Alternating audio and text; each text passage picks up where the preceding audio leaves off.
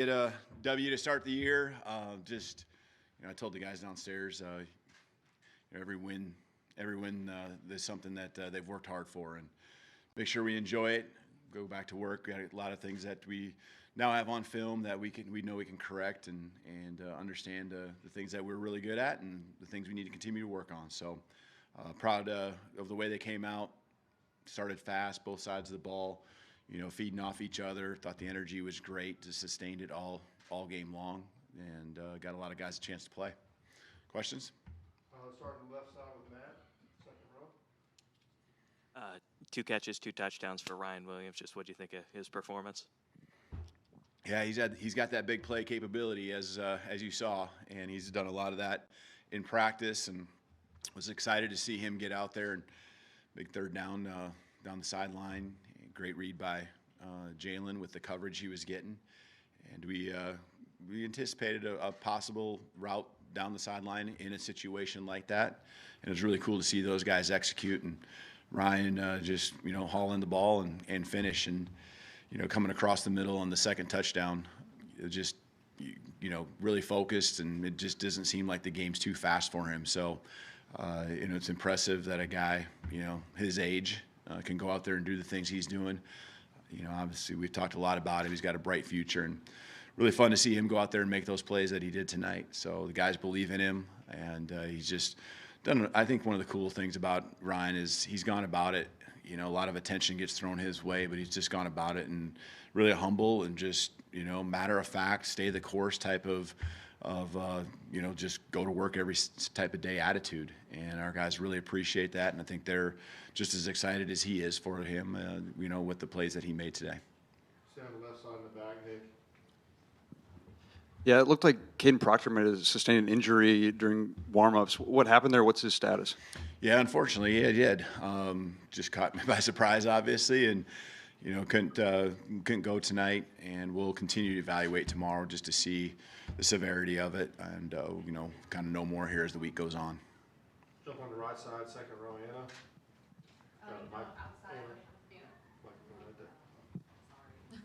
Outside of Ryan, Xavier Brown, he got the start. Daniel Hill also got his first career touchdown. I'm just curious, what do you see, from that group of freshmen out there tonight? Yeah, it's really exciting. It gives you a lot of promise for what's to come. And, the thing about those guys is they're just going to gain more and more confidence with everything that they do. And those reps tonight, they all matter.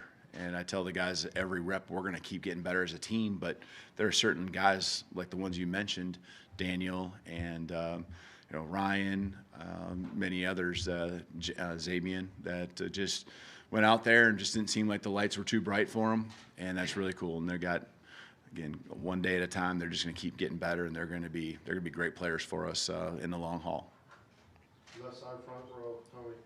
Just how explosive can this offense be? And did you like that? Did you like seeing that, or would you have almost rather have a few more sustained drives? Both. I mean, but how can you argue, right? There's things that weren't perfect, but we made up for it. So now what you want to look at is those plays that didn't go as well, and really dial in on, some of the mistakes. A penalty here, penalty there. We had a communication. I think we didn't snap the ball. I think maybe Parker was trying to signal something and get the line locked in, and that's just a quarterback center kind of being on the same page, and then all of a sudden, it was time to snap the ball when Jalen clapped. So just things like that we can continue to get better at. But when we had the opportunity to make the plays, I'm never going to be disappointed that we're finding ways to have explosives. That's a big part of what our offense is about, and we preach it, we practice it. And that was fun to see. I didn't, really realize it until I looked at the time of possession, maybe into the first half there a little bit, and our defense, you saw the one drive, especially they were on the field for quite a while. That just kind of added to it. I'm never going to argue though when we have those big plays, those touchdowns that we had. Jump to Chase on the front row on the right side. Yeah, Coach, I want to ask you about 2 guys. How did you think Pritchett played on the left side, given that I assume he's gotten most of his practice reps on the right side? And also your thoughts on Keon Sabb's night in the first half, a couple of picks. Yeah, it was, Pritchett really, as you said, I mean, he has, and I know you're not there, but he has taken pretty much all his reps at the right tackle spot. You know, I think we really went back to what he did this spring playing left tackle, and it was something that I know gave me confidence, and I'm sure it gave him. And, you know, he and Booker took all those reps, you know, all spring long for 15 practices. And so I think they just really honed back in on that.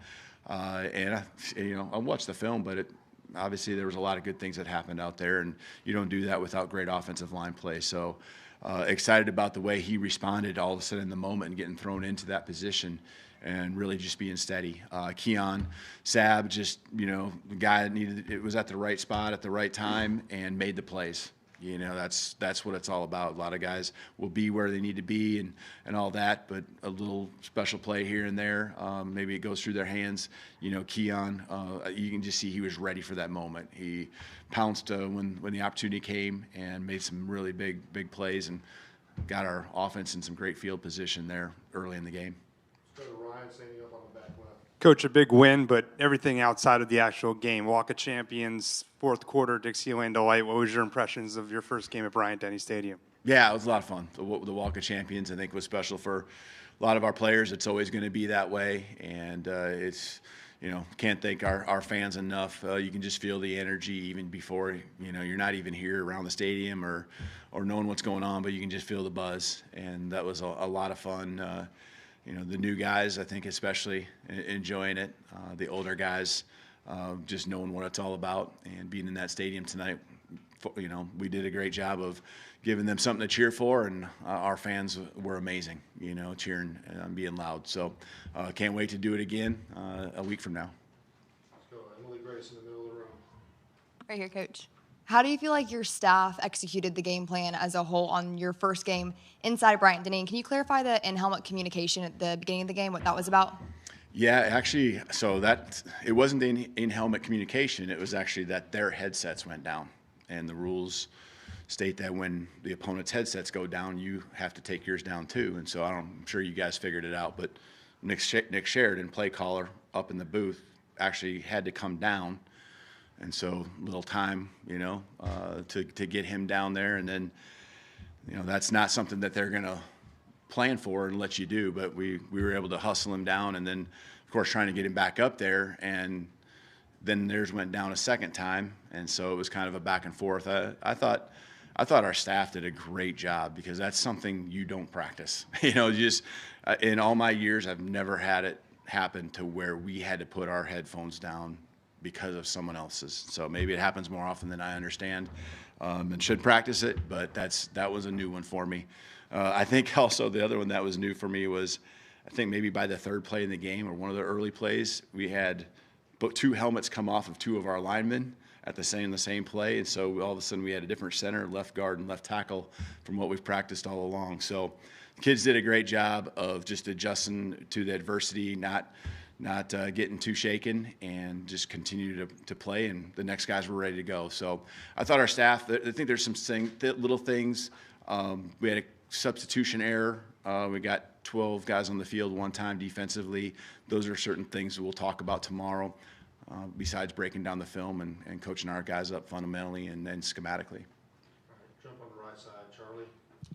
Yeah, Coach, it kind of looked like you guys rotated a lot of guys on defense, especially in the back end. Just how beneficial is it to get those guys the experience they got tonight? Yeah, it's huge. It's huge, and I'm really glad that we got that opportunity. And, of course, that's part of what we want to do anyway, and keeping guys fresh, being able to sustain a high level for 4 quarters and not just dying off, but, you know, getting a lot of young guys. You know, you say Mbakwe and Red are out there a lot, and so just they're right in the rotation. And felt good about them being out there. Never really, you know, sometimes when there's guys you don't trust or anything, your eyes kind of get drawn to them just to make sure that they feel good and they look confident. And that's not even the case. I don't even feel like I got to worry about whether they're ready to go or not. So the secondary, just thought for the most part they really didn't have big mistakes where all of a sudden someone's running free through the secondary and we just dropped a zone or dropped a man that we're supposed to be covering. Always things that we can get better at, situational ball, some crossers and things like that I saw in the second half there maybe that we can get better at covering. But for the most part, I thought they did a great job. We got 3 more questions left. We're going to start with Steven right in the middle here. Coach, what makes it special having Jihad Campbell and Deontay Lawson play off each other? Yeah, just having some guys with a lot of confidence in themselves and guys that we have confidence in, and just, you know, they're just staples. You know, they're just guys you trust, and they're hard nosed. They both can move. You know, can run really well. They're physical, and so very smart. A lot of the communication, especially with Coach Womack to Deontay. You know, Deontay can handle what he's supposed to do, and you know, if there's someone we need to have just slightly move, he can make that happen and still have an understanding of what's going on in front of him from the offense. So just all those areas are so critical when it's the middle of your defense, and they you know, again, looking forward to watching the film, but just everything I saw, it seemed like they had a great game. Let's go to right side middle, Katie. Sticking with the defense, just as a whole, how did you see them kind of embody Kane's swarm defense and sustain intensity to hold on for the shutout? Yeah, I like the never say die, kind of like just, you know, dig in when they had their backs to the wall. Some drives that were coming down the field. One was after a turnover on the offense. Just, you know, looking at that as opportunity to make a statement. You know, to just let everyone know that, you know, they got that mindset that they're going to play together, and you know. It was really cool to see them get the shutout. I was happy for them, happy for Kane, and you know, they're all flying around. You know, there was some times we maybe missed a tackle, but there was guys right there to follow up and go make that play. And as we said, the 2 interceptions early in the game really set the tone with Keon, both with field position, just momentum and energy. All right, let's finish up with John. Right in the middle. It seems like an awful long time since you got hired before you get to coach your first game. So when you finally get there and things are clicking so well and the offense is making big plays, defense is making big plays in the first half, I mean, was that fun? Was that kind of a relief on your shoulders? What was that like? Yeah, I think there's a little bit of fun at the very end, you know, and just seeing a lot of the young guys too get out there on the football field and have some fun of their own and experience it for the first time. But you know, I told the guys in the locker room none of these points carry over to next week, and there's film out there, and of course there's strengths we have, but people are going to look at those areas that they can attack, and we got to continue to just, you know, understand that there's a lot of potential with this football team, but we still got a lot of work to do, and it's going to be that way all season long, you know, and I think that what I saw in the locker room downstairs, whether it was the beginning of the game, the middle of the game when we had a, you know, score very much in our favor, these guys have a determination, you know, and a relentlessness about them where they want to be great. You know, they just don't want to go out there and do their thing for a half and kind of just let the score kind of die off and kind of let someone hang around, or, you know, they wanted to shut out, they wanted to put more points on the board, and I just love their mindset. All right, thank you. Awesome. Thank you. Roll Tide.